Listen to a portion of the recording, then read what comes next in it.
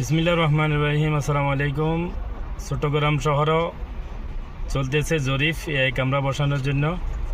ইনশাআল্লাহ আমাদের ফানের শহর চট্টগ্রাম রাজধানীর মতো এই ক্যামেরা নিয়ন্ত্রিত হবে।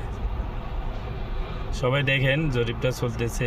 মাঝে মাঝে কয়েকটি শাস্তির আওতায় আসলেও পার পেয়ে যায় বেশিরভাগই। এই চিত্র প্রায় পুরো শহরের। কেউ উল্টো পথে চলেন, আবার কারণেই হেলমেট। ভ্রাম্যমাণ আদালতে ধরা পড়লেও আইন না মানার অজুহাতেরও কমতি নেই তাদের। আমি তাড়াহুড়ো করে বের হয়েছি, আমার হেলমেট আরেকটা নিতে আসলে খেয়াল ছিল জ্যাম লাগে যায়, ওই কারণে উল্টা পথে যায়। অনেকে মনে করেন যে ইচ্ছে তো জানে, কিন্তু তারপরেও যাচ্ছে, কারণ আইন শৃঙ্খলা বলতে কোনো ঠিক নাই। ট্রাফিক কতক্ষণ দেখবে? আইন প্রয়োগকারী যিনি থাকেন উনি মানবিক বিবেচনায় অনেক কিছু হয়তো ছাড় দেন। তো সেই ক্ষেত্রে বিষয়টা যদি প্রযুক্তি নির্ভর হয়, অনেক সময় অজুহাত দেওয়ার যে প্রবণতা, এটা আইন অমান্যকারীদের পক্ষ থেকে হয়তো কমে আসবে। তবে নগরীর হযবরল ট্রাফিক ব্যবস্থায় শৃঙ্খলা ফেরাতে এবার আধুনিক প্রযুক্তির সহায়তা নিতে যাচ্ছে সিএমপি। রাজধানীর মতো চট্টগ্রামেও রাস্তায় এআই ক্যামেরা চালুর পরিকল্পনার কথা জানান পুলিশ কমিশনার। এজন্য চালানো হচ্ছে একটি জরিপও।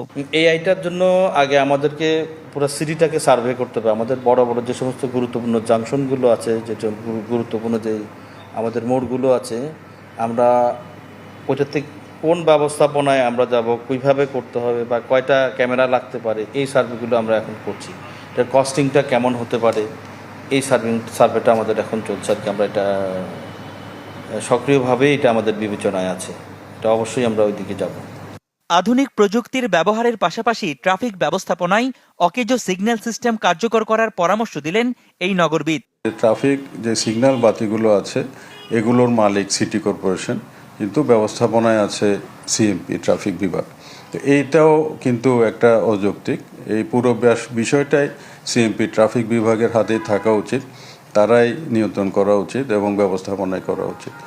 তো আমরা আশা করছি যে চট্টগ্রামে অচিরেই এই ধরনের ব্যবস্থাটা চালু করা হবে এবং এখন যে একটা বিশৃঙ্খল অবস্থা বিরাজ করছে সেটা নিরসন হবে। দেশের দ্বিতীয় বৃহৎ এই মহানগরে ছোট বড় মিলে প্রতিদিন চলাচল করে কয়েক লাখ যানবাহন।